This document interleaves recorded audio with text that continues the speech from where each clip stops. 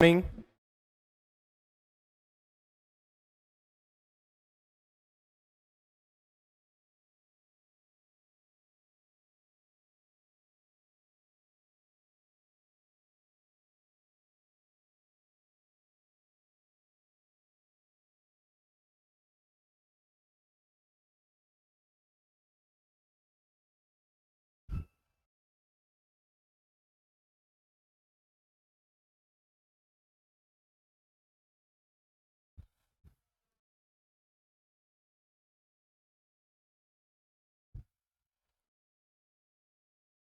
Good morning.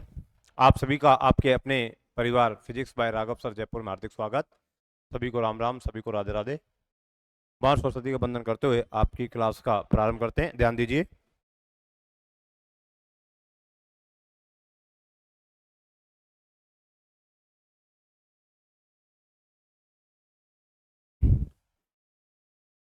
Second semester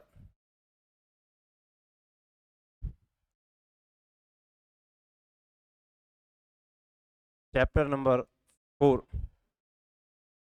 start अपन कर रहे हैं। चैप्टर नंबर 4 अपन क्या कर रहे हैं, स्टार्ट कर रहे हैं। इसका नाम है स्थिर चुंबकीय स्थिर चुंबकीय स्थिर चुंबकीय स्थिर चुंबकीय मैग्नेटोस्टैटिक्स मैग्नेटो तो स्टैटिक्स मैग्नेटोस्टैटिक्स मैग्नेटोस्टैटिक्स स्थिर चुंबकीय की ये हमारे पास है चैप्टर ना। और अगर हम यूनिट के हिसाब से चलें तो यूनिट आप देख लेना। इसमें जो यूनिट अपनी लगेगी वो यूनिट थर्ड लगनी चाहिए। ठीक है। आपको तो टोटल 6 चैप्टर पढ़ने हैं, यूनिट पे ज़्यादा ध्यान मत दो। टोटल 6 चैप्टर अपन पढ़ने हैं। ठीक है।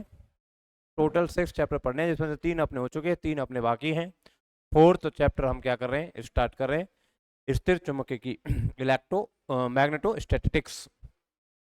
तो देखो, सबसे पहले इसमें जो टॉपिक अपने आता है वो आता है लॉरेंज बल।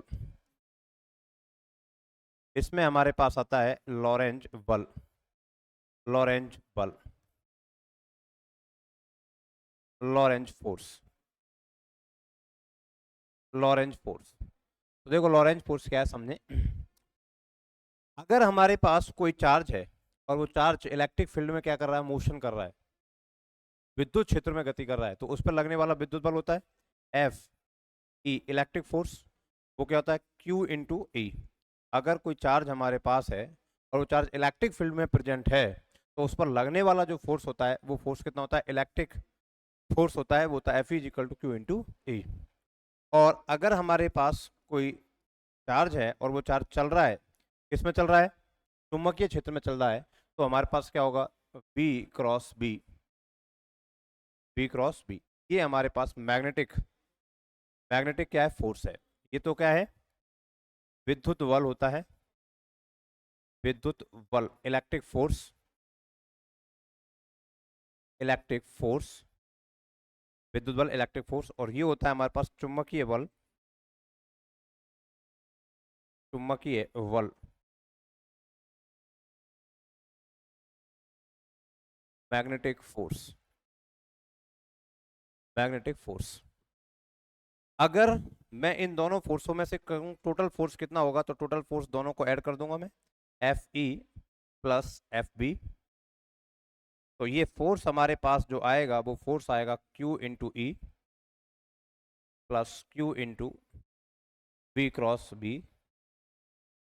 अगर मैं इसको ऐसे लिखूं कि Q और ये हो जाएगा E plus V cross B, तो ये जो फोर्स है ये फोर्स कहलाता है लॉरेंज फोर्स, लॉरेंज बल, लॉरेंज फोर्स, लॉरेंज बल। तो हम क्या कह रहे हैं, लॉरेंज बल हम पढ़ रहे हैं कि सबसे पहले लॉरेंज बल क्या होता है, लॉरेंज फोर्स क्या होता है। तो लॉरेंज फोर्स को समझने के लिए हम ये देखें, अगर कोई हमारे पास चार्ज है, कोई आवेश है और वो विद्युत क्षेत्र में स्थित है, इलेक्ट्रिक फील्ड में क्या है, प्रेजेंट है, तो उस पर लगने वाला जो फोर्स होगा वो कितना होगा, F is equal to Q into E. विद्युत बल होगा, इलेक्ट्रिक फोर्स होगा। अगर ये चार्ज मैग्नेटिक फील्ड में गति करने लग जाए, चुंबकीय क्षेत्र में गतिशील हो तो उस पर लगने वाला जो बल होगा वो क्या होगा, चुंबकीय बल होगा। वो होगा F V is equal to Q into we cross B. ये चुंबकीय बल है, मैग्नेटिक फोर्स है। अब मैं कहूं कि ये जो चार्ज है, इलेक्ट्रिक फील्ड और मैग्नेटिक फील्ड दोनों में क्या कर रहा है, मोशन। इलेक्ट्रिक फील्ड और मैग्नेटिक फील्ड दोनों में कोई चार्ज क्या कर रहा है, मोशन कर रहा है। कोई चार्ज है वो मोशन कर रहा है किसमें, इलेक्ट्रिक फील्ड और मैग्नेटिक फील्ड में, तो उस पर दो बल लगेंगे, एक तो विद्युत बल लगेगा और एक क्या लगेगा, चुंबकीय बल लगेगा। इलेक्ट्रिक फोर्स लगेगा और मैग्नेटिक फोर्स लगेगा। तो टोटल जो फोर्स होगा एफ, जो होगा F E plus F B, इनको जोड़ दें तो ये टोटल जो फोर्स होगा वो क्या कहलाएगा, लॉरेंज फोर्स हमारे पास कहलाएगा। तो ये चैप्टर डाल लें, चैप्टर का ये नाम है, उसमें पहला टॉपिक डाल लें लॉरेंज बल और इसमें लिखें लॉरेंज बल।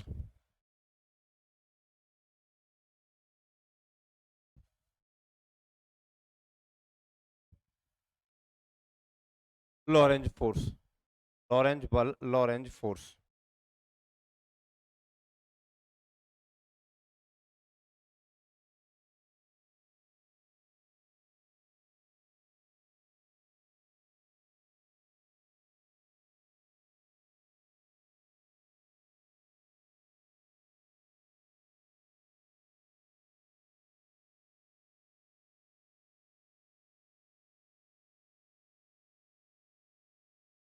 देखो, यदि कोई आवेश विद्युत क्षेत्र में स्थित हो, if any charge is present in electric field, यदि कोई आवेश विद्युत क्षेत्र में स्थित हो, if any charge present in electric field, तो उस पर लगने वाला बल विद्युत बल होता है। Then force on charge particle is called electric force. Force on charge particle is called electric force. Number 1 डाल के लिख लें, F is equal to Q into E. F is equal to Q into E. F is equal to Q into E. F is equal to Q into E. फिर लोगों number 2 या paragraph change करके, यदि आवेश चुंबकीय क्षेत्र में गतिशील, if charge is moving in magnetic field, यदि आवेश चुंबकीय क्षेत्र में गतिशील हो, if charge is moving in magnetic field, यदि आवेश चुंबकीय क्षेत्र में गतिशील हो, if charge is moving in magnetic field, तो इस पर लगने वाला बल चुंबकीय बल कहलाता है। Then force on charge particle, then force on charge particle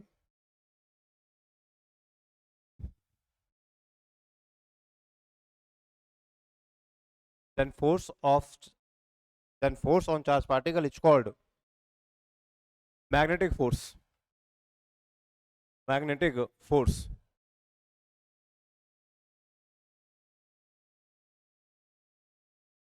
ये लिख लो, F B is equal to q v cross B इस चुंबकीय बल।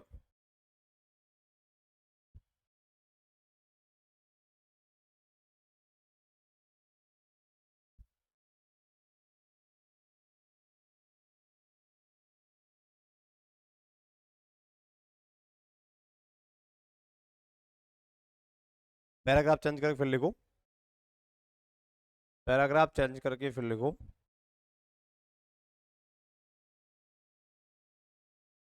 यदि आवेश विद्युत क्षेत्र एवं चुंबकीय क्षेत्र दोनों में गतिशील हो, if charge moving in both electric and magnetic field, if charge moving in both electric and magnetic field, यदि आवेश विद्युत एवं चुंबकीय क्षेत्र दोनों में गतिशील हो,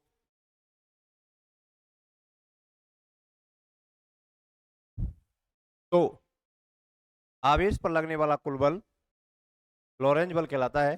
then total force on charge is called Lorentz force. Then total total force on charge is called Lorentz force।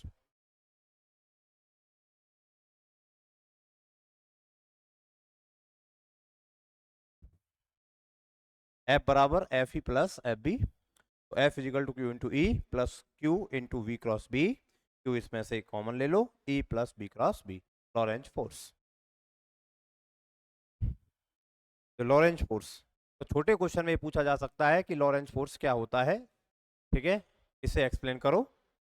Lorentz बल क्या होता है इसे एक्सप्लेन करो। तो लॉरेंज बल क्या होगा, जब भी कोई चार्ज इलेक्ट्रिक और मैग्नेटिक फील्ड दोनों में मोशन करेगा, दोनों फील्ड लग रहे हैं और उसमें कोई चार्ज चल रहा है, तो उस चार्ज पर लगने वाला जो टोटल फोर्स होगा वो टोटल फोर्स हमारे पास क्या होगा, लॉरेंज फोर्स होगा। ठीक है, तो ये हमारे पास इलेक्ट्रिक फील्ड हो गया, मैग्नेटिक फील्ड हो गया, और ये Lorentz, electric force, magnetic force और लॉरेंज फोर्स। ठीक है सर जी। नेक्स्ट, चुंबकीय क्षेत्र के जो गुण हैं वो क्या होते हैं, चुंबकीय क्षेत्र के गुण, नेक्स्ट टॉपिक अपने पास है चुंबकीय क्षेत्र के गुण। चुंबकीय क्षेत्र के गुण, properties of magnetic field, properties of magnetic fields. चुंबकीय क्षेत्रों के जो गुण हैं वो क्या होते हैं वो देखना है। तो चुंबकीय क्षेत्रों के जो गुण होते हैं हमारे पास, सबसे पहले तो होता है चुंबकीय क्षेत्र की दिशा। चुंबकीय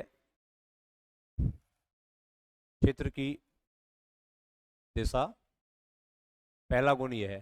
direction of magnetic field, direction of magnetic field. Number दूसरा, दूसरा हमारे पास जो इसकी प्रॉपर्टी है वो प्रॉपर्टी है चुंबकीय क्षेत्र का रेखा समाकलन। चुंबकीय क्षेत्र का रेखा समाकलन, चुंबकीय क्षेत्र का रेखा समाकलन, रेखा समाकलन, line integral of magnetic field. तीसरा, चुंबकीय क्षेत्र का curl, curl of magnetic field.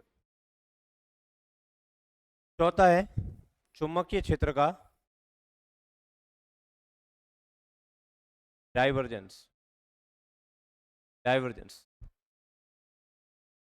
Divergence of magnetic field. ये चार प्रॉपर्टी हैं चुंबकीय क्षेत्र की। कौन कौन सी, कि चुंबकीय क्षेत्र की दिशा क्या होती है, डायरेक्शन क्या होती है मैग्नेटिक फील्ड की, फिर चुंबकीय क्षेत्र का रेखा समाकलन क्या होता है, लाइन इंटीग्रल क्या होता है मैग्नेटिक फील्ड का, मैग्नेटिक फील्ड का कर्ल क्या होता है, कर्ल क्या होता है ये डेल क्रॉस बी, ये कर्ल, और divergence del dot B, divergence क्या होगा डेल डॉट बी, और कर्ल क्या होगा डेल क्रॉस बी, और लाइन इंटीग्रेशन क्या होगा बी डॉट डी एल, ये लाइन इंटीग्रेशन होगा, और मैग्नेटिक फील्ड की डायरेक्शन। ये अपन को चार प्रॉपर्टी मैग्नेटिक फील्ड की अपन को देखनी है। ठीक है, चलिए ये उतार लो। चुंबकीय क्षेत्र के गुण निम्न होते हैं, properties of magnetic field are following, और ये चारों प्रॉपर्टी उतार लो। चुंबकीय क्षेत्र के निम्न गुण होते हैं, properties of magnetic field are following, और ये चारों उतार लो।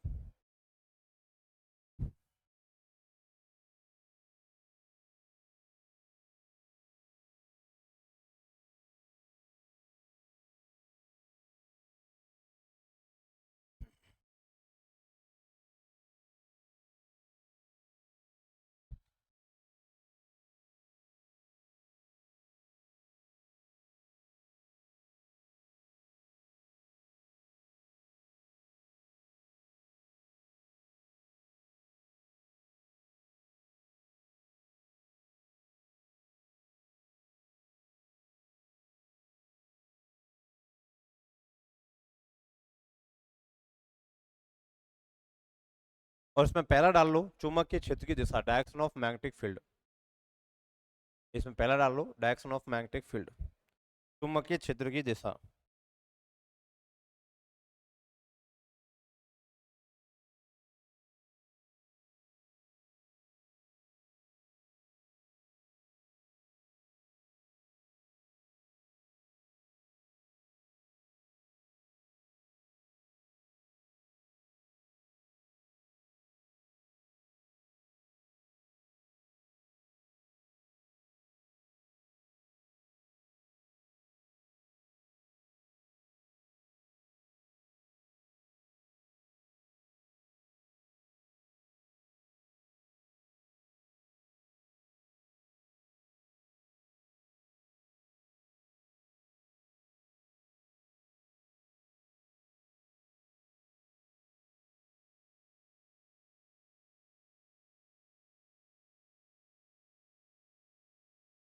चलो पहला डालो इसमें, चुंबकीय क्षेत्र की दिशा, डायरेक्शन ऑफ मैग्नेटिक फील्ड। चुंबकीय क्षेत्र की दिशा, पहली प्रॉपर्टी डालो इसमें, चुंबकीय क्षेत्र की दिशा, डायरेक्शन ऑफ मैग्नेटिक फील्ड। देखो चुंबकीय क्षेत्र की दिशा ज्ञात करने के लिए अलग अलग नियम है। एक पहला जो नियम है अपना, वो नियम है मैक्सवेल का cork screw law.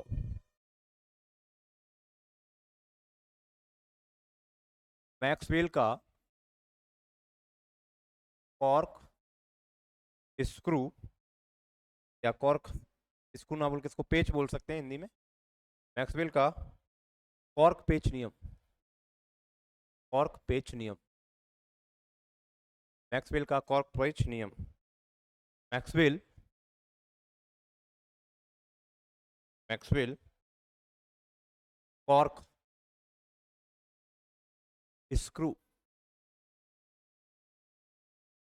Rule, Maxwell का कॉर्क स्क्रू नियम, मैक्सवेल का कॉर्क स्क्रू नियम, मैक्सवेल का पेच नियम। देखिए सबसे पहले इसको समझें कि मैक्सवेल का जो कॉर्क स्क्रू नियम है ये क्या होता है। मैक्सवेल का कॉर्क स्क्रू नियम, इसे या फिर दाहिने हाथ का नियम भी बोलते हैं इसको, दाहिने हाथ का अंगुष्ठ नियम, right hand palm rule, right hand thumb rule, right hand thumb rule, right hand thumb rule भी बोलते हैं इसको, दाहिने हाथ का अंगुष्ठ नियम,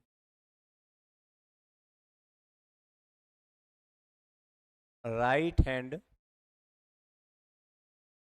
थंब रूल,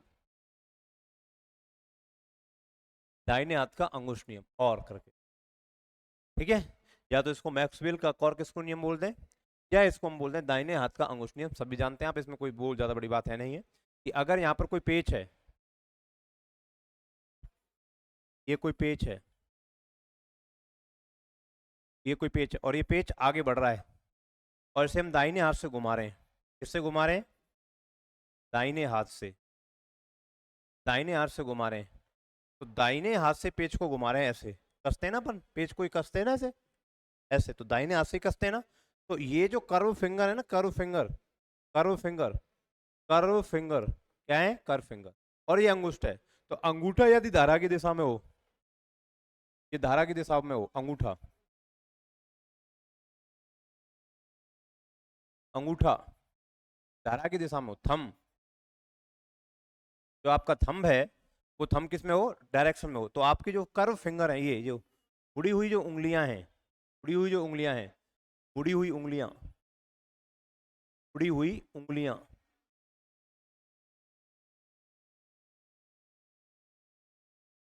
मुड़ी हुई जो उंगलियां हैं, कर्व फिंगर्स जो हैं, कर्व जो फिंगर्स हैं वो किसको रिप्रेजेंट करती हैं, मैग्नेटिक फील्ड की डायरेक्शन को रिप्रेजेंट करती हैं, मैग्नेटिक फील्ड को रिप्रेजेंट करती हैं, और ये करंट को रिप्रेजेंट करता है। ये मैक्सवेल का कॉर्क स्क्रू पेच नियम है, या दाहिने हाथ का अंगुष्ठ क्या है, नियम है। यदि हम किसी पेच को इस प्रकार क्या करें, टाइट करें, इस प्रकार उसको कसें कि अंगूठ जो पेच के आगे बढ़ने की दिशा है वो धारा की दिशा में हो, जो पेच आगे बढ़ रहा है उसकी जो डायरेक्शन हो वो क्या हो, अंगूठे उसकी जो डायरेक्शन हो वो करंट की दिशा में हो। तो ये जो पेच का घूमना है, पेच जिस दिशा में घूमता है वो क्या करता है, चुंबकीय क्षेत्र की दिशा को व्यक्त करता है, ठीक है। इस प्रकार अगर पेच है अपने पास, तो अगर पेच आप कसोगे तो ये कर्व फिंगर जैसे होंगी, तो ये मैग्नेटिक फील्ड हमारे पास होगा, और थंब हमारा किस में होगा, करंट की डायरेक्शन में होगा, ठीक है। ये हमारे पास थंब नियम। दूसरा हमारे पास जो नियम है, अब इसको लिखेंगे, पहले दूसरा नियम समझ लें। दूसरा जो नियम है हमारे पास वो है दाई हथेली का नियम, दाई हथेली का नियम,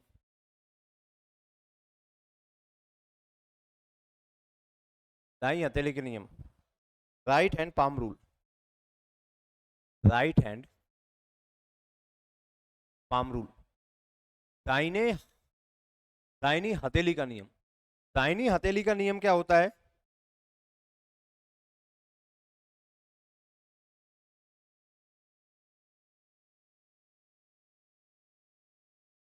दाहिनी हथेली का नियम क्या होता है? तो दाहिनी हथेली का जो नियम है हमारे पास, दाहिनी जो हथेली का हमारे पास नियम है, दाहिनी हथेली का हमारे पास नियम है, तो इस दाहिनी हथेली के नियम को हम इस वाले नियम से सेम समझ सकते हैं। जैसे कॉर्क पे मैक्सवेल का कॉर्क पेच नियम जो है, तो ये इसमें हो गया कि ये कॉर्क घूम रहा है, ये कॉर्क जो घूम रहा है, कॉर्क जो घूम रहा है, तो घूमने की दिशा क्या होगी हमारे पास? चुंबकीय क्षेत्र की दिशा होगी। मतलब इसी को ये दाहिने हाथ का अंगुश नियम बोल दो या दाई हथेली का नियम बोल दो, यही नियम है एक्चुअल में दोनों। और ये तीन मतलब एक ही जैसे हैं, अलग अलग नाम दे रखे हैं। ये एक कॉर्क पेच, अगर पेच की बात करें तो पेच में किसकी बात होगी? एक तो धारा की बात होगी, और किसकी बात होगी? पेच के घूमने की। तो पेच का जो घूमना है वो चुंबकीय क्षेत्र है, और पेच आगे बढ़ रहा है वो करंट है। दाहिने हाथ को बात करें तो इसमें इस प्रकार है कि अगर किसी करंट कैरिंग वायर को हम पकड़ रहे हैं, तो थंब हमारा किस में होना चाहिए? करंट की डायरेक्शन में। तो कर्व फिंगर क्या होंगी? Magnetic field. तो इसको चाहे तो आप दाहिने हाथ का अंगुश नियम बोल दो या दाई हथेली का नियम बोल दो, राइट हैंड पाम रूल। तीसरा हमारे पास आता है, तीसरा हमारे पास आता है वृत्तीय धाराओं के लिए। वृत्तीय धाराओं के लिए दाई हथेली का नियम, दाई हथेली का नियम, right hand palm rule for, right hand palm rule for circular current, circular currents. वृत्तीय जो धाराएं हैं उनके लिए कैसे है? तो जैसे हमारे पास कोई लूप है, जैसे हमारे पास ये कोई लूप है, ये एक वृत्तीय लूप है, ये एक वृत्तीय लूप है। इस वृत्तीय लूप में करंट जा रही है ऐसे, और करंट ऐसे आ रही है, या फिर इसमें करंट ऐसे जा सकती है, करंट ऐसे गई और करंट ऐसे आ गई। तो इसमें चुंबकीय क्षेत्र का नियम हम कैसे लगाएंगे? चुंबकीय क्षेत्र हम कैसे कैलकुलेट करेंगे? तो हम क्या करेंगे? राइट हैंड पाम रूल का यूज करेंगे। राइट हैंड पाम रूल में हम राइट हैंड की जो फिंगर्स हैं उनको पाम की दिशा में, मतलब हथेली की दिशा में क्या करेंगे? कर्व करेंगे। राइट हैंड के जो फिंगर्स हैं उनको हथेली की दिशा में क्या करेंगे? कर्व करेंगे। कब? ये जो वृत्तीय धारा चल रही है, धारा जो धारा है, उस धारा जो मुड़ रही है, जब भाई सर्कुलर करंट है तो करंट मुड़ती हुई चल जाएगी, तो करंट जब मुड़ रही है तो इन फिंगर्स को हम राइट हैंड की तरफ मोड़ दें, तो थंब जो हमारे पास होगा वो थंब हमारा चुंबकीय क्षेत्र की दिशा को व्यक्त करेगा। इसमें क्या करेगा? कर्व जो फिंगर्स हैं, कर्व जो फिंगर्स हैं वो किसको रिप्रेजेंट करती हैं? धारा को, करंट को, मुड़ी हुई उंगलियां। और जो अंगूठा है, अंगूठा है, थंब है, थंब है जो है, ये किसको रिप्रेजेंट करता है? बी की दिशा को, चुंबकीय क्षेत्र की दिशा को क्या करता है? व्यक्त करता है। ठीक है। अब जैसे देखो, इसमें ये जा रही है ऐसे, तो जैसे जैसे ये जा रहा है ऐसे ऐसे अपनी उंगलियों को मोड़ो, ऐसे ऐसे जा रहा है जो उंगलियों को मोड़ो, ऐसे जा रहा है उंगलियों को मोड़ो, करंट ऐसे जा रही है इसमें, उंगलियों को मोड़ो। तो हमारा थंब कहाँ होगा? अंदर की तरफ होगा। थंब कहाँ होगा? अंदर की तरफ होगा। और अंदर की तरफ जो मैग्नेटिक फील्ड होता है, उस मैग्नेटिक फील्ड को हम क्या लिखते हैं? क्रॉस से लिखते हैं। किससे लिखते हैं? क्रॉस से। अंदर की तरफ जो मैग्नेटिक फील्ड होगा वो हम किससे लिखेंगे? क्रॉस से लिखेंगे। अच्छा, इसमें अगर ऐसे लगाएंगे तो बताओ, देखो ऐसे करंट ऐसे आ रही है तो ऐसे घुमाओ, फिर राइट हैंड कहाँ आएगा? अंगूठा बाहर की तरफ, तो ये क्या होगा? डॉटेड, ये डॉटेड होगा। तो क्रॉस का मतलब क्या होता है? क्रॉस मैग्नेटिक फील्ड का मतलब क्या होता है? लंबवत अंदर। और डॉट का मतलब क्या होता है? लंबवत बाहर। अगर डॉट मैग्नेटिक फील्ड कहीं लिखा हुआ है तो वो लंबवत बाहर की ओर है, और क्रॉस कहीं है तो वो लंबवत अंदर की ओर है। ये हमारे पास क्या है? नियम है। ठीक है। तो ये तो एक ही नियम है दोनों, तो राइट, ये तो एक ही नियम हो गया, और ये हमारे पास अलग से हो गया। पेज की बात करें तो केवल पेज की बात करें, और दाहिने हाथ का अंगुश नियम बात करें या दानी हथेली के नियम की बात करें तो वो वही बात है, इसी से इसकी तुलना करके अपन समझ सकते हैं। तो ये दो हैं एक्चुअल में, एक तो सीधी धारा के लिए और एक वृत्तीय धाराओं के लिए। तो सीधी धारा के लिए तो मैक्सवेल या राइट हैंड रूल, और वृत्तीय धाराओं के लिए राइट हैंड पाम रूल। ठीक है। चलिए, तो सबसे पहला अपन डालें सबसे पहला डालें मैक्सवेल का कॉर्क पेच नियम, Maxwell cork screw law, right, Maxwell का कॉर्क स्क्रू लॉ। चलो लिखो इसमें मैक्सवेल का कॉर्क स्क्रू लॉ, लिखिए मैक्सवेल का कॉर्क स्क्रू लॉ।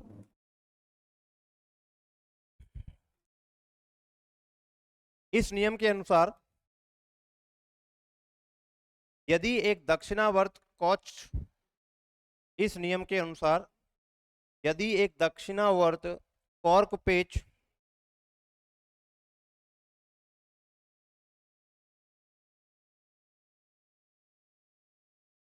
इस नियम के अनुसार यदि एक दक्षिणावर्त कॉर्क पेच दाहिने हाथ से इस प्रकार घुमाया जाए कि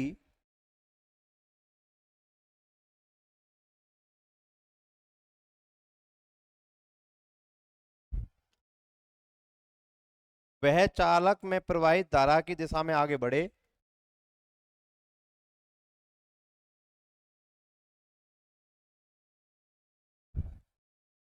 वह चालक में प्रवाहित धारा की दिशा में आगे बढ़े, वह चालक की प्रवाहित चालक में प्रवाहित धारा की दिशा में आगे बढ़े,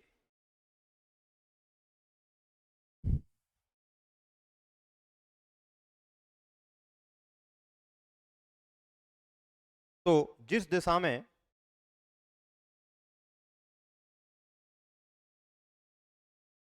तो जिस दिशा में जिस दिशा में पेच घूमता है तो जिस दिशा में पेच घूमता है तो जिस दिशा में पेच घूमता है जिस दिशा में पेच घूमता है वह चुंबकीय क्षेत्र की दिशा को व्यक्त करता है। जिस दिशा में चुंबकीय क्षेत्र घूमता है जिस दिशा में पेच घूमता है वह चुंबकीय क्षेत्र की दिशा को व्यक्त करता है या व्यक्त करती है।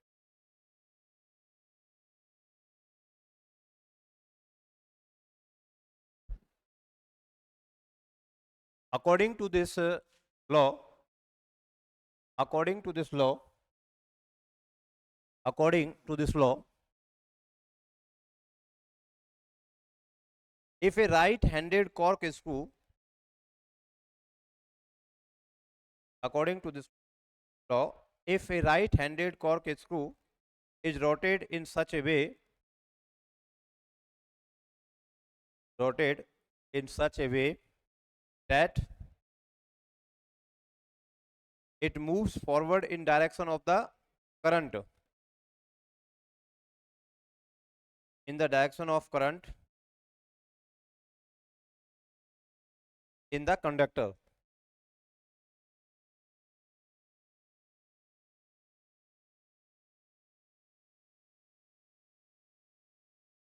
then the direction in which the thumb is turned, yeah, then the direction in which then the direction in which then the direction in which then the direction in which the screw is turned screw is turned screw is turned gives the direction of the magnetic field, gives the direction of the magnetic field, gives the direction of the magnetic field.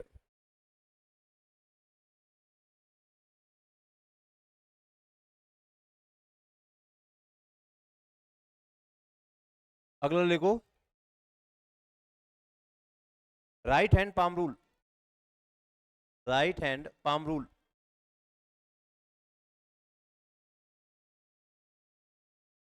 अगला second लिख लो right hand palm rule,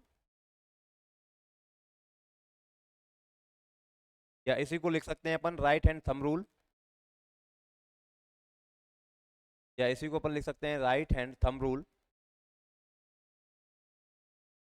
right hand thumb rule, right hand thumb rule,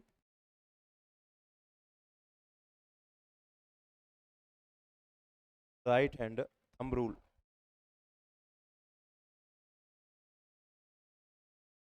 right hand thumb rule. इस नियम के अनुसार, according to this law,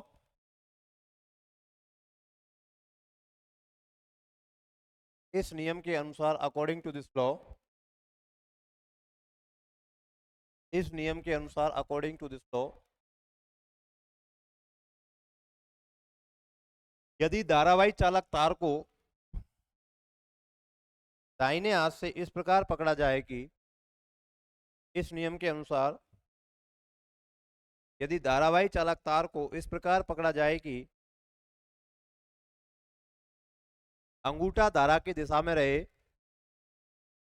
according to this law, if a current carrying conductor, according to this law, if a current carrying conductor is held with the right hand,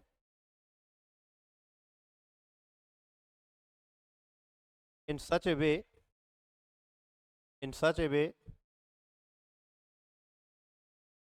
इस नियम के अनुसार धारावाही चालक तार को इस प्रकार पकड़ा जाए कि अंगूठा धारा की दिशा में रहे तथा मुड़ी हुई उंगलियां अंगूठा धारा की दिशा में रहे, तो मुड़ी हुई उंगलियां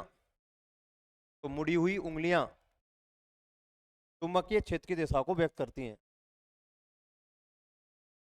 Such a way that the thumb indicate the direction of the current, such a way that the thumb indicate the direction of the current in the conductor,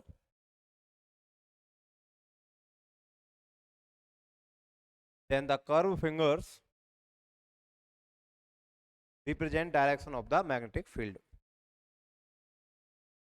Curved finger represent direction of the magnetic field.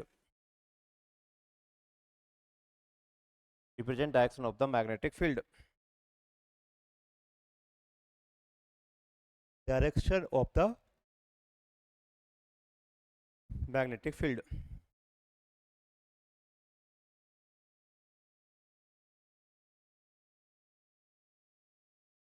तीसरा लिखो, right hand palm rule for circular currents. Right hand palm rule for circular currents.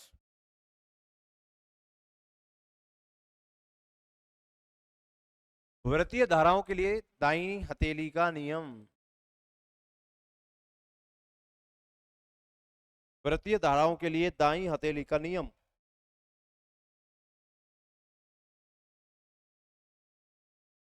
इस नियम के अनुसार, according to this law,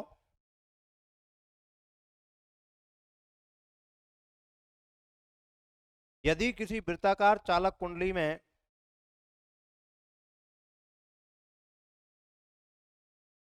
इस नियम के अनुसार,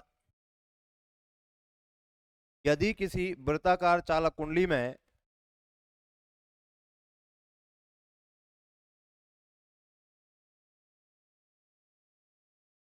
धारा की दिशा दाहिने हाथ की बंद उंगलियों की दिशा में हो, धारा की दिशा दाहिने हाथ की बंद उंगलियों की दिशा में हो, तो चुंबकीय क्षेत्र की दिशा खिंचे हुए अंगूठे द्वारा प्रदर्शित होंगी। तो चुंबकीय क्षेत्र की दिशा खिंचे हुए अंगूठे के द्वारा प्रदर्शित होगी। According to this law, if the direction of current in a circular coil, according to this law, if the direction of current in circular coil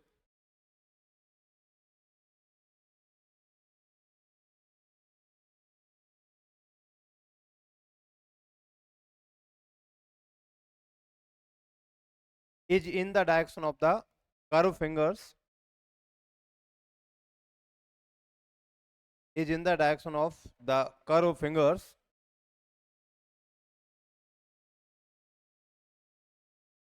of the right hand, according to this law, if the direction of current in a circular coil is in the direction of the curved fingers of the right hand,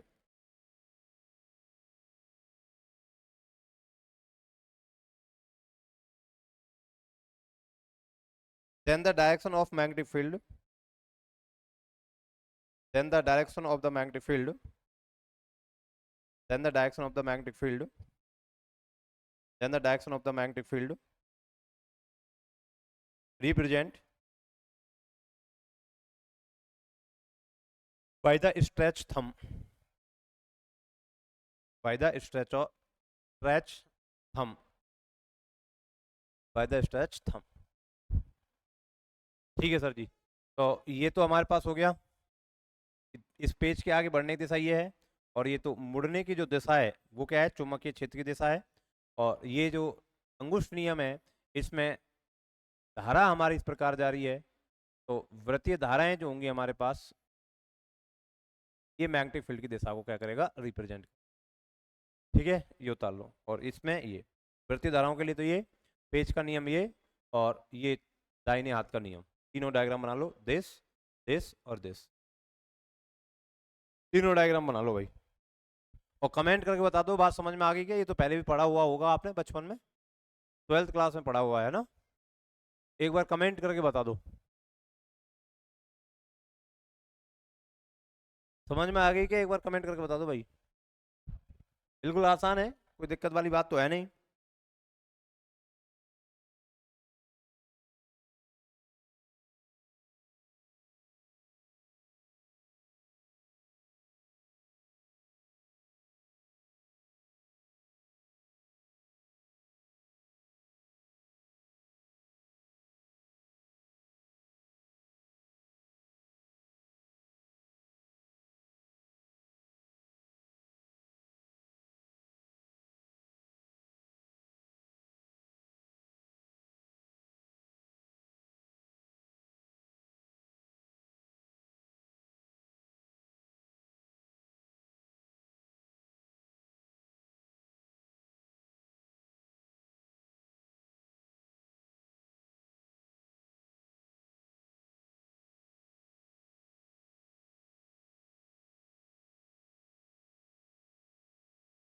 चलो diagram बना लिया?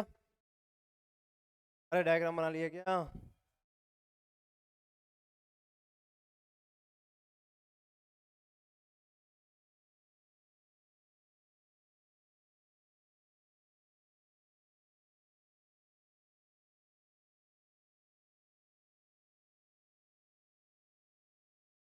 Diagram बन गए तीनों, 1 2 3 4, बोलो।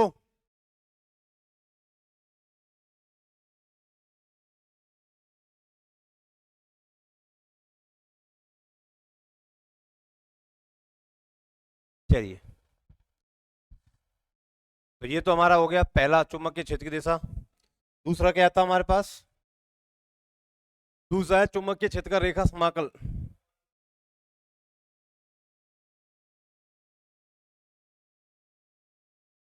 चुंबकीय क्षेत्र का रेखा समाकल, चुंबकीय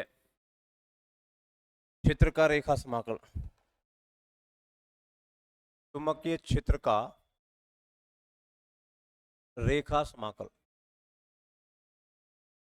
चुंबकीय क्षेत्र का रेखा समाकल, line integral, line integral of magnetic field, चुंबकीय क्षेत्र का रेखा समाकलन। देखो, इस चुंबकीय क्षेत्र के रेखा समाकलन में दो केस बनते हैं। एक केस तो यह है कि जो बंद पथ है, पहले तो ये लिखो कि चुंबकीय क्षेत्र का रेखा समाकलन होता क्या है। किसी बंद पथ के अनुदिश चुंबकीय क्षेत्र का जो संपूर्ण प्रभाव होता है, उस संपूर्ण प्रभाव को चुंबकीय क्षेत्र का रेखा समाकलन कहते हैं। कोई बंद कर्व है, बंद पथ है, उस बंद पथ में चुंबकीय क्षेत्र का जो प्रभाव है, वो प्रभाव क्या कहलाता है? चुंबकीय क्षेत्र का रेखा समाकलन कहता है। इसे हम लिखते हैं किससे? V डॉट DL से, V डॉट DL से। और यहां पर लिख देंगे क्लोज कर्व सी। ये चुंबकीय क्षेत्र का रेखा समाकलन है, चुंबकीय क्षेत्र का रेखा समाकलन, लाइन इंटीग्रल ऑफ मैग्नेटिक, चुंबकीय क्षेत्र का रेखा समाकलन है। इसके दो केस बनते हैं। केस फर्स्ट, यदि धारा भाई चालक तार, धारा भाई या चालक लिख लो या चालक तार लिख लो, धारा भाई चालक बंद पथ के अंदर, बंद पथ के अंदर उपस्थित ना हो, उपस्थित उपस्थित ना हो। और दूसरा केस क्या बनता है? केस सेकंड, यदि धारावाही चालक तार बंद पथ के अंदर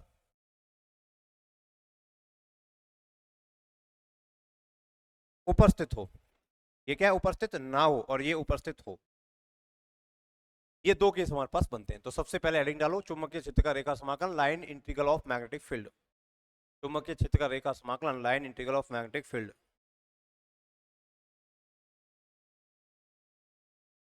line integral of magnetic field, line integral of magnetic field, चुंबकीय क्षेत्र का रेखा समाकलन। किसी बंद पथ के अनुदिश चुंबकीय क्षेत्र का संपूर्ण प्रभाव, किसी बंद पथ के अनुदिश चुंबकीय क्षेत्र का संपूर्ण, किसी बंद पथ के अनुदिश चुंबकीय क्षेत्र का संपूर्ण प्रभाव, किसी बंद पथ के अनुदिश चुंबकीय क्षेत्र का संपूर्ण प्रभाव चुंबकीय क्षेत्र का रेखा समाकलन कहलाता है। Effect of magnetic field along the close path, effect the magnetic field along closed path, along closed path is called, it's called, it's called line integral of magnetic field, चुंबकीय क्षेत्र का रेखा समाकलन कहलाता है। इसे close integration B dot DL से व्यक्त करते हैं। It is denoted by close integration B dot DL, it is denoted by close integration B dot DL.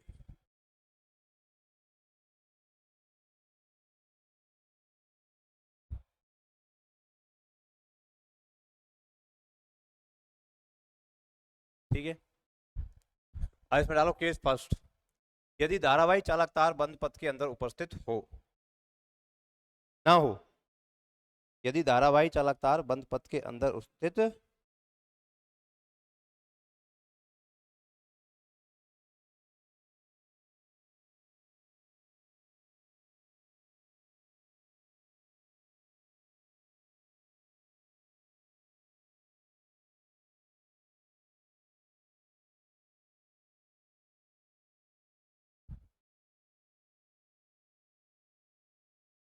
ठीक है सर जी, ये हमारे पास पहला केस है, फर्स्ट केस। चलिए पहला केस कह रहा है हमारे पास, चलो तो हमने ये मान लिया चालक तार धारावाही, ये धारावाही चालक है और चालक कैसे रखा हुआ है? ऐसे परपेंडिकुलर। इसमें धारा कहां प्रवाहित हो रही है? अंदर की तरफ। अच्छा, इसमें बंद पथ हमारे पास इस प्रकार का है,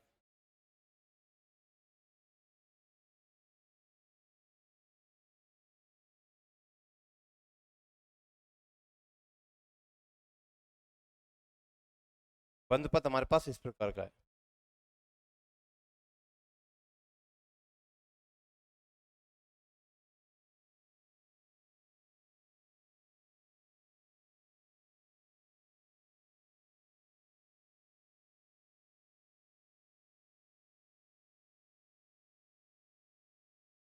चलो बंद पथ हमारे पास इस प्रकार का है, ये मेरे पास धारावाही चालक तार है, ये धारावाही चालक,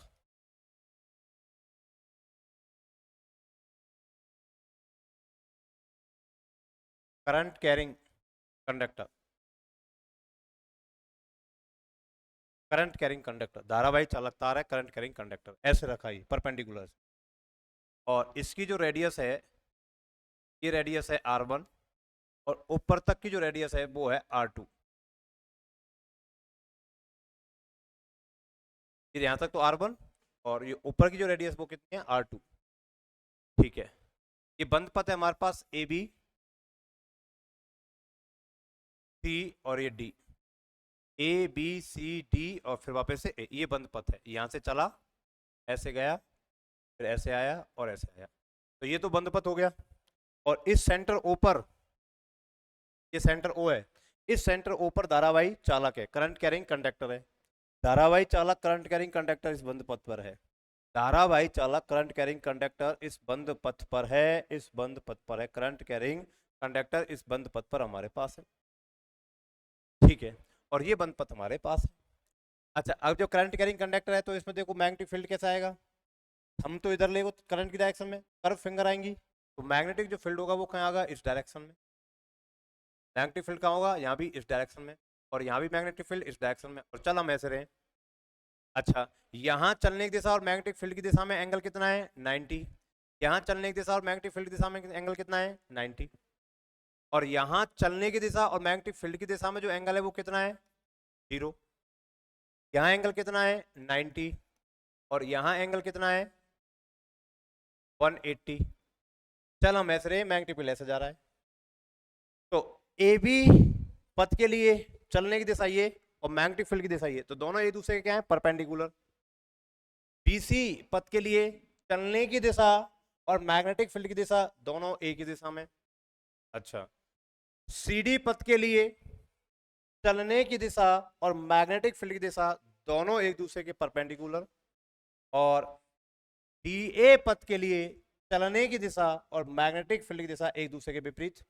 तो अगर मैं टोटल क्लोज लाइन इंटीग्रेशन लिखूं, लाइन इंटीग्रेशन ओवर पूरे कर्व, क्लोज कर्व के लिए क्या होगा, ए बी सी डी और ए, और ये होगा बी डॉट डी एल। इसको अलग अलग तोड़ दूं, एक तो ए से बी,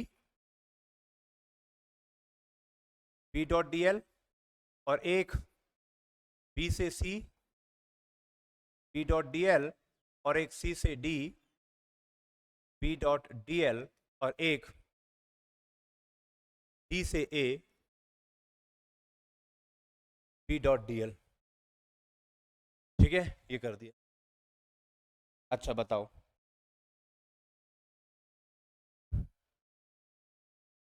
ए से बी, ए से B, B D L cos कितना आएगा, 90। ठीक है, बी से C, B D L cos कितना आएगा, 0। बी से सी कॉस 0, प्लस डी से D, B dot D L,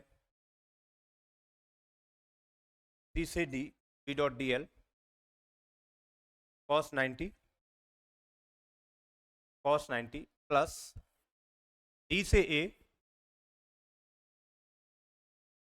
B D L,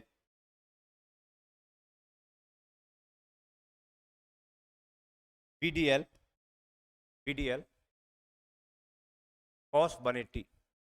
अच्छा, पहले के लिए ये हमारे पास देखो क्या आएगा, ये तो 0, कॉस 0, कॉस 90 वैल्यू क्या होती है, 0, और कॉस 90 वैल्यू क्या होती है, 0। क्या हो जाएगा, close integration A B C D A B dot D L is equal to, ये बच्चा बी से C, B D L cos 0 value कितनी होती है, 1। सर जी ये आ जाएगा यहाँ पर B1, बी से सी, बी से सी कितना है मान लिया हमने, मैग्नेटिक फील्ड जैसे यहाँ पर हमारे पास कितना है मैग्नेटिक फील्ड, ये तो B1 है, और ये मैग्नेटिक फील्ड कितना मान लिया, B2। क्या आ जाएगा यहाँ पर, B2 DL प्लस D से, अच्छा ये प्लस नहीं आएगा, माइनस आएगा यहाँ पर, तो कॉस 180 की वैल्यू माइनस हो गई, और ये आ गया हमारे पास D से A, D से A, और ये क्या आ जाएगा यहाँ पर B1, और ये क्या आ जाएगा हमारे पास DL। ठीक है, ये आ गया। चलिए, अच्छा ये B2 तो क्या आ गया बाहर, और इंटीग्रेशन इंटीग्रेशन B2 T क्या आ गया DL, और ये आ गया माइनस B1 बाहर, इंटीग्रेशन DL, और ये आ गया D से। ठीक है, चलिए देखो ये हमारे पास इसमें एंगल कितना है, 90, इस वाले में 0, फिर इस वाले में 90, और इस वाले में 180, ये हमने रख दी। तो जहाँ 90 90 वो तो 0 हो गए। इसमें हमने मैग्नेटिक फील्ड ये तो मान लिया B1, और ये चूंकि दूर है तो अगला मैग्नेटिक फील्ड होगा तो ये B2 मान लिया। मैग्नीट्यूड का जो चुंबकीय क्षेत्र वो अलग अलग होगा, यहाँ अलग होगा, यहाँ अलग होगा, क्योंकि डिस्टेंस अलग अलग है। तो ये हमने मान लिए B1 और B2, तो इधर वाले तो मान लिए B2 और इधर मान लिए B1। नीचे वाले इसके लिए रेडियस कितनी है R1 और इसके लिए रेडियस कितनी है दिस। अच्छा, ये जो है क्योंकि इंटीग्रेशन B से लेकर C dl वो क्या है, चाप BC, और इंटीग्रेशन D से लेकर A dl ये क्या है, चाप DA। ये इंटीग्रेशन डीएल मतलब लंबाई का इंटीग्रेशन, कहां से कहां तक, बी से सी तक, तो बी से लेकर सी तक लंबाई का इंटीग्रेशन, तो ये क्या हो गया, पूरा पूरा आर्क हो गया, पूरा पूरा चाप। और डी से लेकर ए, तो डी से लेकर ए ये भी क्या हो गया, चाप हो गया। अच्छा, ये हमें चाप निकालना है, तो चाप बीसी कितना होगा, चाप डी ए कितना होगा, ये हम निकालना है। सपोज दैट ये एंगल यहां पर हमारे पास कितना है, थीटा। कि बताओ कौन बराबर क्या होता है, चाप बटे त्रिज्या, आर्क अपॉन रेडियस। ठीक है, थीटा इज इक्वल टू कितना, चाप BC से लेकर C, रेडियस कितनी है इसकी, रेडियस है R2, रेडियस कितनी है R2। अच्छा, फिर थीटा A से लेकर D, ये चाप हो गया DA, और रेडियस कितनी है R1। तो यहां से हमने निकाला BC थीटा इंटू R2, और यहां से निकाला हमने DA, ये निकाला थीटा इंटू R1। ठीक है, और इन चाप को उठा के खा रख दो, यहाँ पर रख दो। B2 और B1 की वैल्यू हमको निकाल के B2 और B1 की वैल्यू हमको याद होनी चाहिए, कि करंट कैरिंग कंडक्टर के कारण जो मैग्नेटिक फील्ड होता है वो कितना होता है, वो हमको याद होना चाहिए। वो वैल्यू यहाँ पर उठा के रख दो, इसका लाइन इंटीग्रेशन हमारे पास आ जाए। ठीक है, चलिए देखते हैं कौन सा केस है हमारे पास। केस ले रहे हैं हम फर्स्ट वाला, कौन सा, यदि धारावाही चालक बंद पथ के अंदर उपस्थित ना हो, if current carrying conductor is not present inside the close path, if current carrying conductor is not present inside the close. पहला केस लेके चल रहे हैं, और पहले केस में ये वाला डायग्राम आप बना लें, पहले केस में आप क्या बना लें, डायग्राम बना लें, डायग्राम बना लो पहले केस में।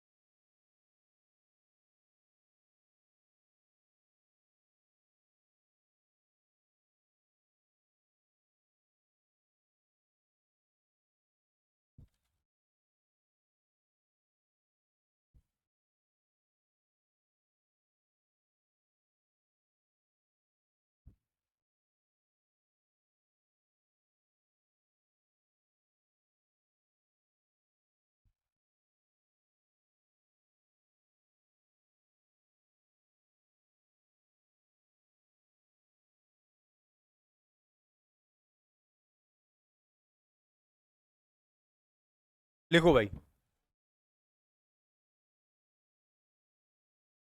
माना एक बंद पथ A B C D A,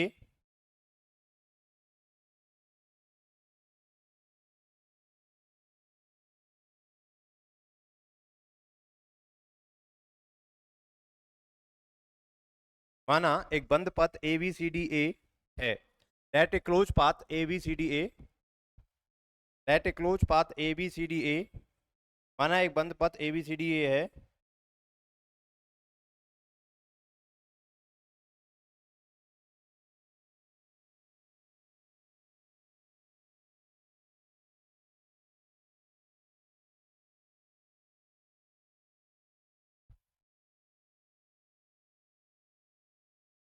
जिसमें ए बी तथा सी डी वृत्तीय चाप है, जिसमें ए बी तथा सी डी वृत्तीय चाप है, in which A B and C D are, A B, sorry sorry sorry sorry, माना एक बंद पथ ए बी सी डी है, let a close path A B C D A, जिसमें जिसमें बी सी तथा डी ए, जिसमें B C तथा डी ए, बी सी तथा डी ए वृत्तीय चाप है,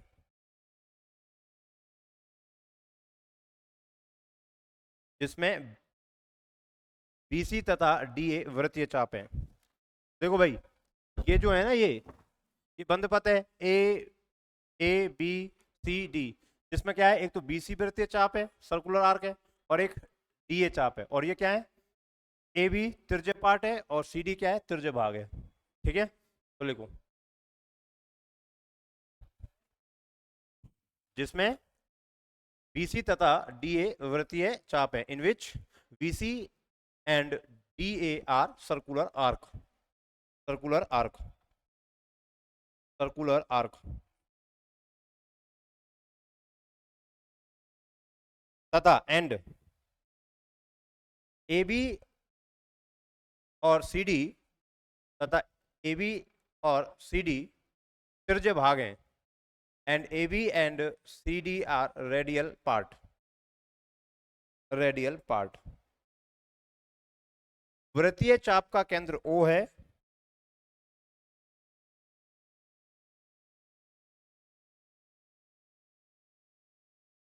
वृत्तीय चाप का केंद्र O है, centre of circular arc is O, centre of circular arc is O, वृत्तीय चाप का केंद्र O है, centre of circular arc is O।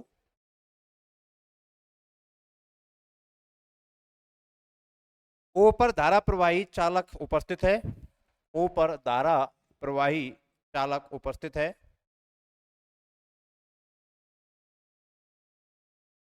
Current carrying conductor present at O, current carrying conductor present at O,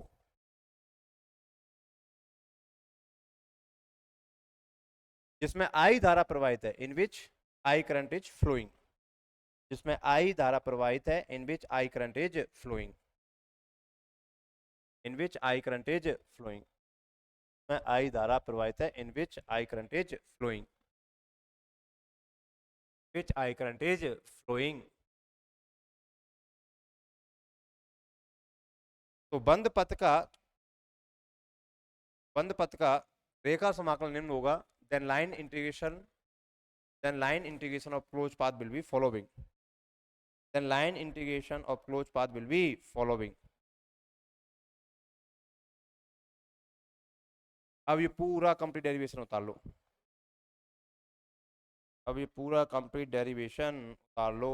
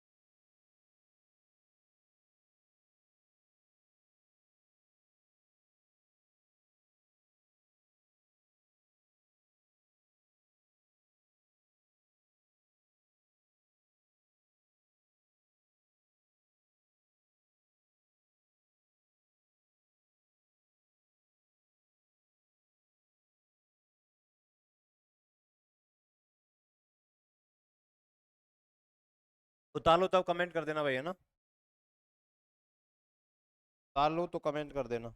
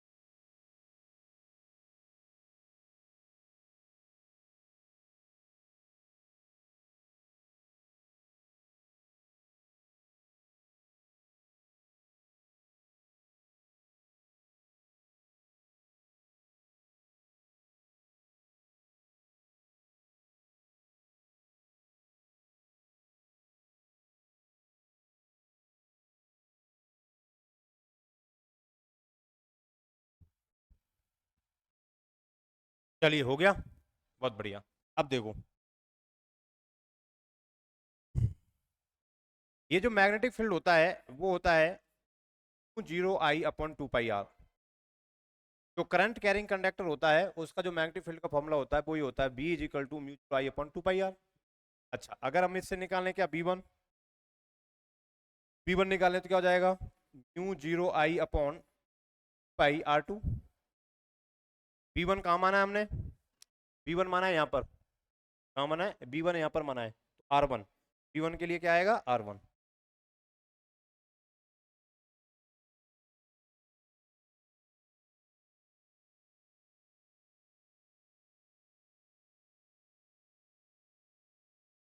ये देखो, ये क्या आ जाएगा, R1। तो ये हमारे पास R1 आ गया, 0I/2πr1। और B2 अगर निकालें तो B2 हमारे पास क्या जाएगा, μ0I/πr2। ठीक है, अब बताओ, ये सारी वैल्यू उठा के यहाँ पर रख दो, सारी वैल्यू उठाकर यहाँ पर रख, इसको बोलते हैं हम समीकरण नंबर 1, समीकरण नंबर 2, समीकरण नंबर 3, और ये समीकरण नंबर 4। 1, 2, 3 और 4 से बाय इक्वेशन 1, 3 एंड 4 आपस में इनको वैल्यू रख दो, क्या जाएगा, integration A B C A B.dl क्या आ जाएगा हमारे पास, कितना, B2। और B2 कितना है, 0I/πr2, ये B2 रहा। और B से लेकर CDL, B से लेकर CDL चाप क्या है, BC, और चाप BC कितना है, ये रहा, θ/R2। फिर है माइनस B1, तो B1 कितना है, ये रहा, 0I/πr1, इंटीग्रेशन D से लेकर ADL, इंटीग्रेशन D से लेकर ADL, चाप DA, तो चाप DA कितना है, θ/R1। तो बताओ क्या हो जाएगा, देखो, R2 से R2 कैंसिल हो गया, R1 से R1 कैंसिल हो गया, क्या बचा, μ0I/θ/2π, तो ये सारा क्या हो गया, कैंसिल हो गया, सारा क्या हो गया, कैंसिल, क्या आ गया, close integration B.dl/ABCDA is equal to, क्या निष्कर्ष निकला, अगर बंद पथ के अंदर धारावाही चालकता स्थित नहीं है का चुंबकीय क्षेत्र के लिए रेखा समाकलन का मान जो होता है वो 0 होता है। ठीक है, तो B.dl/BCDA क्या हो गया, 0, बता लो।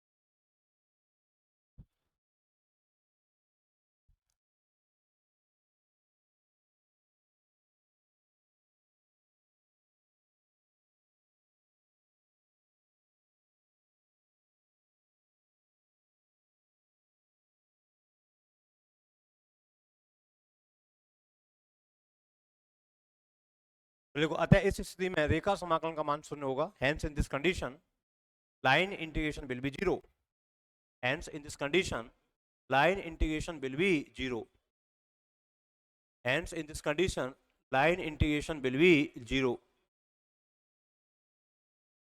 hence in this condition line integration will be zero, hence in this condition line integration will be zero, will be zero। ठीक है, तो अगर बंद पथ के अंदर धारावाही चालक स्थित नहीं है तो क्या होगा, लाइन इंटीग्रेशन वैल्यू जीरो होगी। अच्छा, पाथ कोई सा भी हो सकता है, हमने यहाँ तो पथ ऐसे बनाया है, क्यों बनाया ऐसा, जिससे कि हम कैलकुलेशन इजी कर सके। कैसा भी बंद पथ बना लो, सभी बंद पथ के लिए अगर चालक बाहर है तो उसके लिए लाइन इंटीग्रेशन की वैल्यू जीरो ही रहेगी। ठीक है, अगला केस हमारे पास कौन सा था, अगला केस सेकंड, यदि अगला केस है हमारे पास यदि धारावाही चालक तार बंद पथ के अंदर पहले तो उपस्थित ना हो, अब उपस्थित हो, तो केस सेकंड डालो, यदि धारावाही चालक बंद पथ के अंदर उपस्थित हो, if current carrying conductor present inside close path, if current carrying conductor present inside closed path, if current carrying conductor present inside closed path, यदि धारावाही चालक बंद पथ के अंदर स्थित हो या उपस्थित हो। Case second, case second, case second, case second, देखो केस सेकंड, केस सेकंड,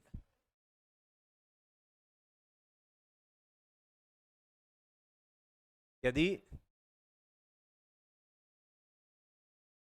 धारावाही चालक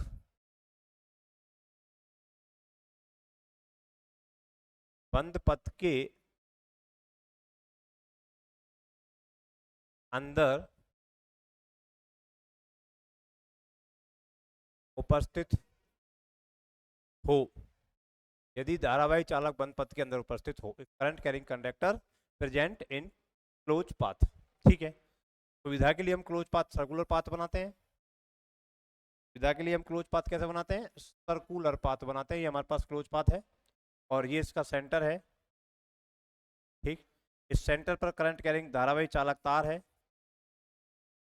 धारावाही चालक है, करंट कैरिंग कंडक्टर, ये सेंटर ओ है। अच्छा, ये बंद पथ है तो बंद पथ में हम ऐसे चल रहे हैं। अच्छा, इसकी जो रेडियस है वो रेडियस कितनी आर है, यहाँ पर हम क्या मान लें, एक डीएल वेक्टर मान लें, डीएल वेक्टर। अच्छा, अगर चालक तार इस पर सेंटर पर है तो इसमें हम राइट हैंड थंब रूल लगाएंगे, तो अंगूठा करंट की दिशा में और जो उंगलियां हैं वो मैग्नेटिक फील्ड दिशा में, तो चुंबकीय क्षेत्र भी किधर आएगा, चुंबकीय क्षेत्र भी क्या आएगा हमारे पास, इधर ही आएगा। इसका मतलब है कि बी और डीएल एक दूसरे के पैरेलल हैं और थीटा की वैल्यू कितनी, जीरो होगी। अच्छा, लाइन इंटीग्रेशन क्लोज कैसे लिखते हैं, close line integration B dot D L, इसको हम लिखेंगे over C B D L cos zero, और कॉस जीरो की वैल्यू हमारे पास कितनी आ जाएगी, बी को हम बाहर ले लें और ये आ जाएगा हमारे पास डी एल, और ये हमारे पास बी, और डी एल ये क्या है, पूरा की पूरा डी एल, पूरा इस पूरा चाप की लंबाई क्या होगी, परिधि, और परिधि क्या होती है, 2 पाई आर, परिधि क्या होती है 2 पाई आर। क्यों, क्योंकि क्लोज लाइन इंटीग्रेशन डीएल क्या है 2 पाई आर। अच्छा, चूंकि हम बी भी जानते हैं, बी कितना होता है 0I/2 पाई आर होता है, अतः C B dot D L equal to क्या जाएगा 0I/2 पाई आर और into 2 pi R, pi R से 2 पाई आर कट गया, close integration B dot D L is equal to I. तो अगर चालक तार में धारा प्रवाहित कितनी है, आई करंट फ्लो हो रही है, आई को म्यू नोट से मल्टीप्लाई कर दो, लाइन इंटीग्रेशन आ जाएगा, मतलब ये नॉट इक्वल टू जीरो होगा। चुंबकीय क्षेत्र का जो लाइन इंटीग्रेशन है वो शून्य नहीं होगा। कब, जब चालक बंद पथ के अंदर स्थित है तो रेखा समाकलन की वैल्यू जीरो नहीं होगी, और बाहर स्थित है तो क्या होगी, डेफिनेटली जीरो होगी। डायग्राम बनाओ।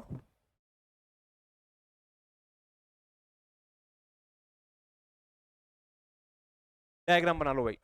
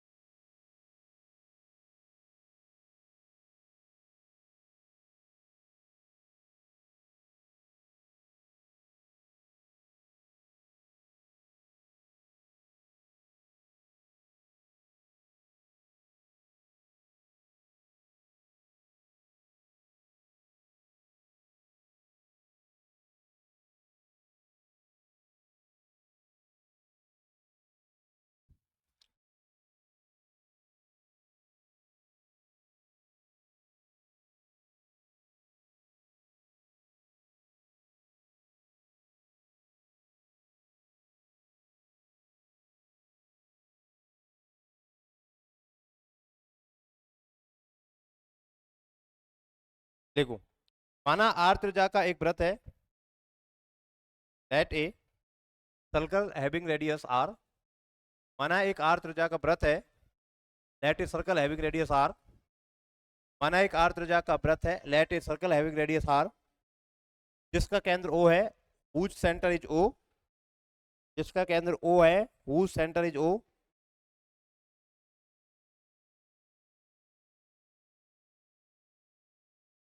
धारावाही केंद्र ओ पर धारावाही चालक उपस्थित है। Current carrying conductor present at centre O. Current carrying conductor present at centre O. Current carrying conductor present at centre O. Current carrying conductor present at centre O. केंद्र O पर धारावाही चालक उपस्थित है, जिसमें आई धारा प्रवाहित है। जिसमें आई धारा प्रवाहित है।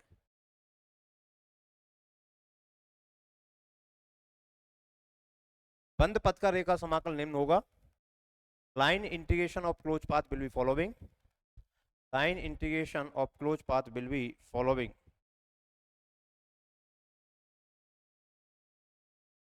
Line integration of closed path will be following.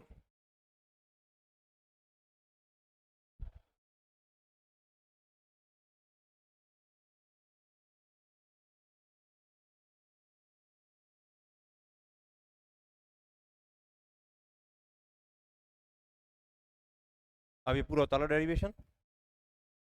Derivation पूरा उतार लो। डेरिवेशन पूरा उतार लो।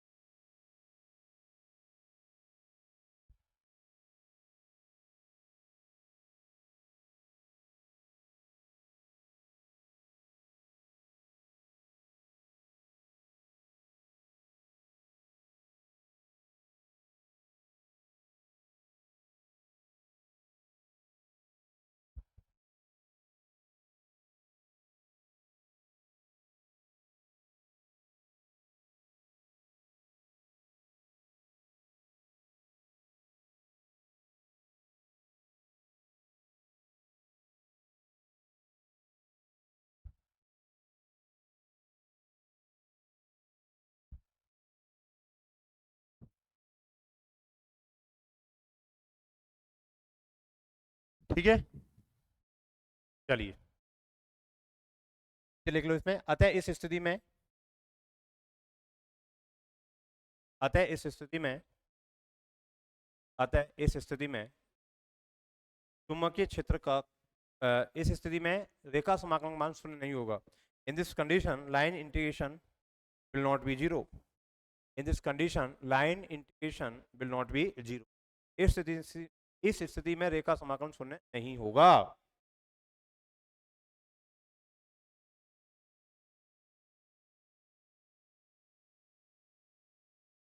ठीक है, इस स्थिति में रेखा समाकलन शून्य नहीं होगा। दो चीज निकल गई हमारे पास। एक तो हमारे पास क्या निकल गई, डायरेक्शन निकल गई। एक क्या निकल गया, एक तो हमारे पास डायरेक्शन निकल गई और एक क्या निकल गया, चुंबकीय क्षेत्र रेखा समाकलन। तीसरा क्या था हमारे पास, तीसरा पॉइंट क्या था हमारे पास, हाँ भाई तीसरा पॉइंट क्या था हमारे पास, तीसरा पॉइंट क्या था चुंबक क्षेत्र की दिशा हो गई, चुंबकीय क्षेत्र का रेखा समाकलन हो गया। अब इसका है कर्ल ऑफ मैग्नेटिक फील्ड, चुंबकीय क्षेत्र का कर्ल। नेक्स्ट क्या है हमारे पास, चुंबकीय क्षेत्र का कर्ल, चुंबकीय क्षेत्र का कर्ल। तो तीसरा जो प्रॉपर्टी हमारे पास है, चुंबकीय क्षेत्र का curl, curl of magnetic field, curl of magnetic field, चुंबकीय क्षेत्र का curl, curl of magnetic field. देखो ये तो बिल्कुल सिंपल है। धारा घनत्व की परिभाषा क्या होती है, डी आई अपॉन डी ए होती है। अगर यहां से डी आई निकालूं तो क्या हो जाएगा, जे और डी ए हो जाएगा। सदिश रूप में इसको ऐसे भी लिख सकता हूं मैं, इसको ऐसे भी लिख सकता हूं, D I is equal to J vector dot D A vector, क्योंकि ये भी वेक्टर होता है और ये भी वेक्टर होता है, दोनों वेक्टर लगाओ तो यहाँ क्रॉस आएगा, डॉट आएगा, डॉट आएगा, क्योंकि जो करंट है वो कैसी होती है, स्केलर क्वांटिटी होती है। अच्छा, चूंकि आई अगर अपन निकालें तो आई क्या होगा, इंटीग्रेशन ओवर डी आई। अच्छा, तो आई इज इक्वल टू ये हो गया आपके पास जे डॉट डी ए, ठीक है, ओवर सी। ये हमारे पास आई की वैल्यू आ गई। अभी अभी हमने निकाला since close integration B dot D L is equal to mu zero I, बंद पथ के अंदर स्थित अगर है तो इसमें लिखेंगे close integration over C B dot D L zero और I close integration over C, अच्छा डे डॉट डी ए। अच्छा, यहाँ सी आएगा कि एस आएगा, यहाँ एस आएगा, क्योंकि ये क्या है, कौन सा इंटीग्रेशन है, सरफेस इंटीग्रेशन है, तो सरफेस एरिया आएगा पूरा। और यहाँ क्या है, लाइन इंटीग्रेशन, तो सी आएगा। अब ये तो लाइन इंटीग्रेशन है और ये क्या है, सरफेस इंटीग्रेशन है। तो लाइन इंटीग्रेशन को सरफेस इंटीग्रेशन में बदलने के लिए कौन सी प्रमेय काम आती है, स्टोक्स की कर्ल प्रमेय। लाइन इंटीग्रेशन को सरफेस इंटीग्रेशन में जो कन्वर्ट करने के लिए काम आती है वो क्या आती है, स्टोक्स की कर्ल प्रमेय आती है। तो स्टोक्स की कर्ल प्रमेय से, स्टोक्स की कर्ल प्रमेय से, वह स्टोक्स कर्ल थ्योरम। तो स्टोक्स कर्ल थ्योरम अगर लिखेंगे अपन तो क्या आ जाएगा, स्टोक्स की कर्ल थ्योरम से अपन देखेंगे तो क्या आ जाएगा, ये लाइन इंटीग्रेशन जो है वो लाइन इंटीग्रेशन किस में हो जाएगा, कर्ल के साथ, कर्ल के साथ किस में हो जाएगा, ये सरफेस इंटीग्रेशन में हो जाएगा। ये 1 और ये 2 बाय इक्वेशन 1 एंड 2। तो बताओ क्या हो जाएगा, ये सी और ये बताओ दोनों बराबर हो जाएगा, surface integration del cross B dot D A is equal to mu zero over surface integration J dot D A.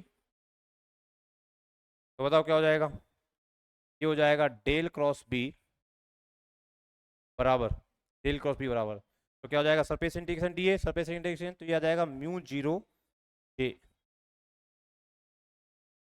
तो ये समीकरण नंबर 3 चुंबकीय क्षेत्र के कर्ल को व्यक्त करता है। डेल क्रॉस बी क्या होता है, म्यू जीरो जे होता है, चुंबकीय क्षेत्र का curl, curl of magnetic field. तो लिखो, धारा घनत्व की परिभाषा से by the definition of current density, धारा घनत्व की परिभाषा से by the definition of current density, धारा घनत्व की परिभाषा से by the definition of current density, J बराबर D I upon D A, this complete और दिस कंप्लीट। ये आपके पास उतार लो, ये आपके पास का क्या हो गया, कर्ल हो गया।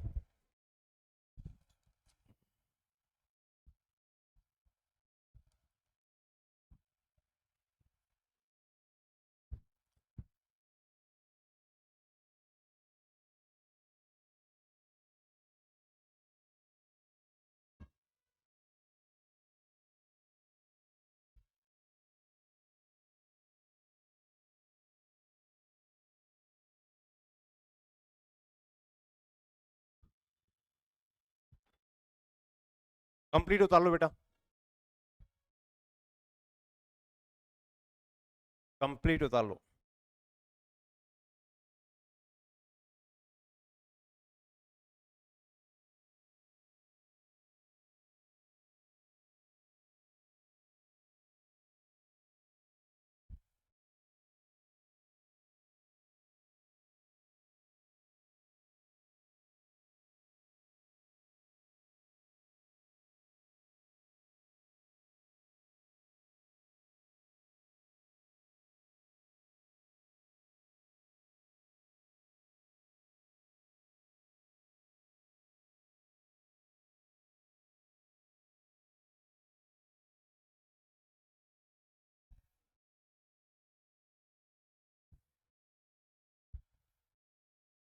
समीकरण 3 चुंबकीय क्षेत्र के कर्ल को व्यक्त करता है।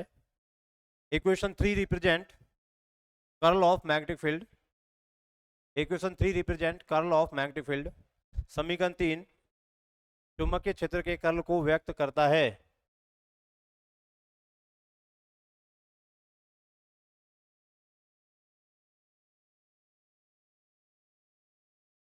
ठीक है, चलिए चौथा पॉइंट क्या था,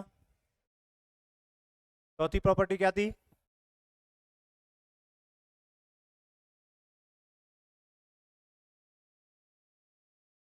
चुंबकीय क्षेत्र का डाइवर्जेंस।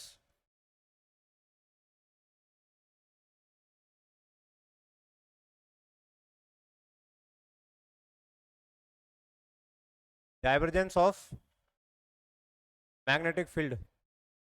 चुंबकीय क्षेत्र का divergence, divergence of magnetic field. चुंबकीय क्षेत्र का divergence, divergence of magnetic field. तो देखिए चुंबकीय क्षेत्र का जो डाइवर्जेंस है, डाइवर्जेंस ऑफ मैग्नेटिक फील्ड क्या होता है? तो डाइवर्जेंस ऑफ मैग्नेटिक फील्ड की जो डेफिनेशन होती है वो होती है B dot D A over D B और limit D B tends to zero. Divergence की जो परिभाषा है वो परिभाषा क्या है? एकांक आयतन के लिए जो फ्लक्स का मान होता है वो क्या होता है? डाइवर्जेंस होता है। यूनिट वॉल्यूम के लिए जो नेट फ्लक्स होता है, इमर्जिंग फ्लक्स, वो क्या होता है? डाइवर्जेंस होता है। अब हम देखते हैं कि क्लोज सरफेस के लिए बी डॉट डी ए हमेशा क्या होता है? जीरो होता है, क्योंकि जितनी क्लोज पाथ में, जैसे हम ये ले, जैसे हमारे पास ये है, ये एन है और ये एस है, तो यहाँ से मैग्नेटिक फील्ड लाइन निकलेंगी और इस पर क्या होंगी? इंटर निकलेंगी। जितनी गुजरेंगी उतनी आएंगी। अगर हम यहाँ पर कोई क्लोज पाथ अगर बनाएंगे अपन, तो जितनी मैग्नेटिक फील्ड लाइन इसमें इंटर करेंगी उतनी बाहर निकल जाएंगी। तो नेट जो फ्लक्स होगा वो कितना होगा? जीरो होगा। तो नेट जो फ्लक्स जीरो होगा, तो divergence of B is equal to क्या हो जाएगा? जीरो हो जाएगा। तो डेल डॉट बी चुंबकीय क्षेत्र के लिए हमेशा क्या होता है? जीरो। तो डाइवर्जेंस चुंबकीय क्षेत्र का क्या होता है? जीरो होता है। डाइवर्जेंस का मतलब होता है फैलाव। डाइवर्जेंस का मतलब क्या होता है? फैलाव। अगर कोई चीज फैल रही है, अगर कोई चीज फैल रही है तब उसका डाइवर्जेंस आता है। मैग्नेटिक फील्ड फैलता नहीं है, घूमता है, तो इसका कर्ल आता है। क्या आता है? इसका कर्ल। चलिए तो लिखो, एकांक आयतन के लिए निर्गत नेट फ्लक्स, एकांक आयतन के लिए निर्गत कुल फ्लक्स, एकांक आयतन के लिए निर्गत कुल फ्लक्स डाइवर्जेंस कहलाता है। Net emerging flux for, net emerging flux per unit volume, net emerging flux per unit volume is called divergence, it's called divergence, it's called divergence, it's called divergence। अर्थात that is divergence of b is equal to limit db tends to 0 integration s v dot da upon db चूंकि this आता है this।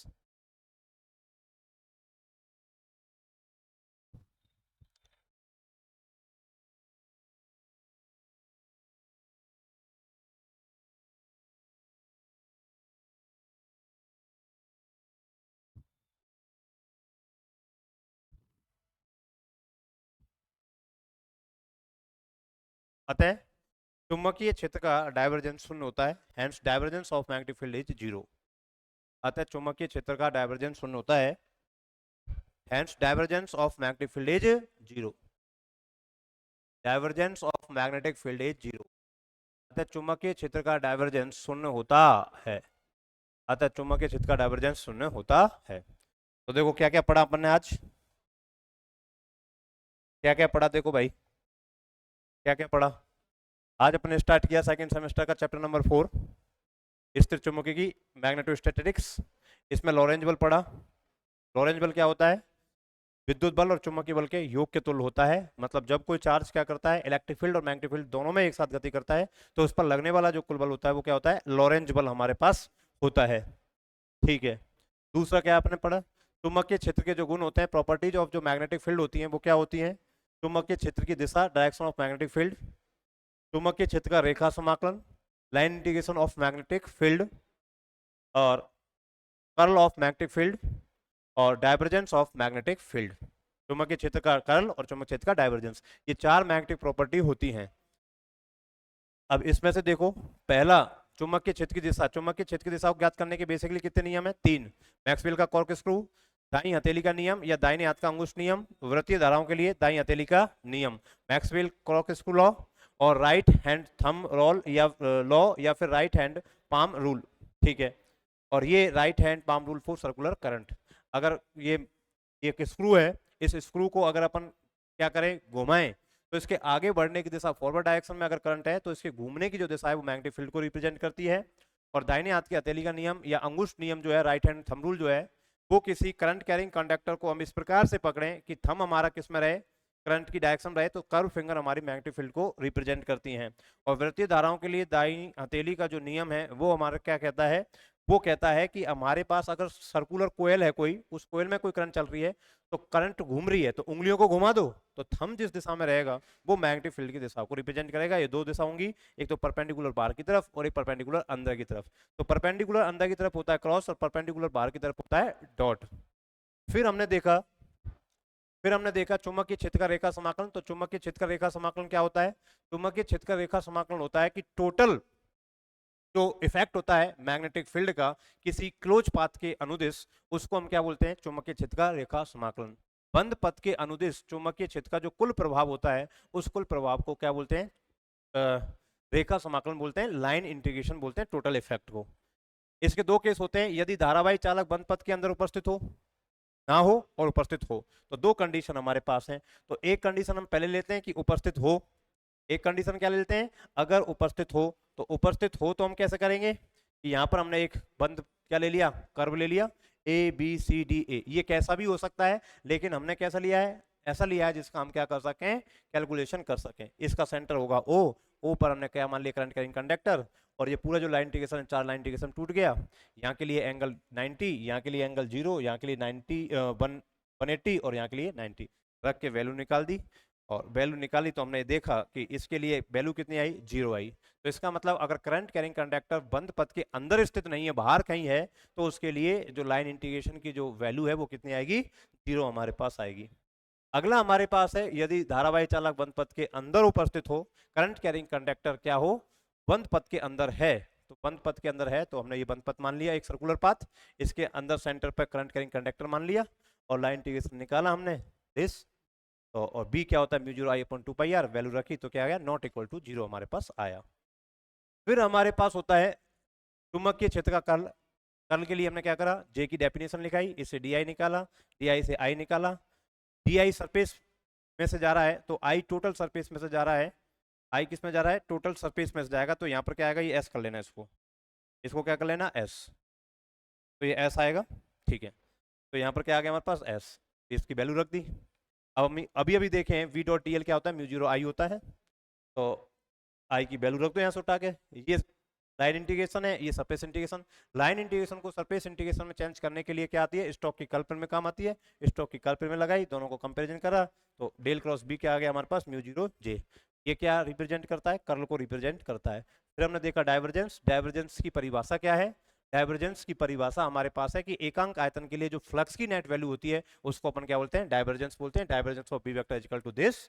और ये हमारे पास magnetic field के लिए 0 होता है फ्लक्स, तो डाइवर्जेंस क्या हो जाएगा, 0। ठीक है, ये आपका कंप्लीट। कोई डाउट हो, कोई किंतु परंतु हो तो कमेंट करके बताएं।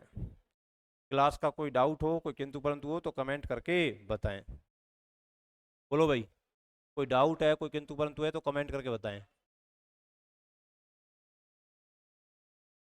ठीक है, चलिए, किसी प्रकार कोई डाउट नहीं, बहुत बढ़िया। आज के लिए इतना ही। Okay, tata bye bye, see you, जय हिंद जय भारत।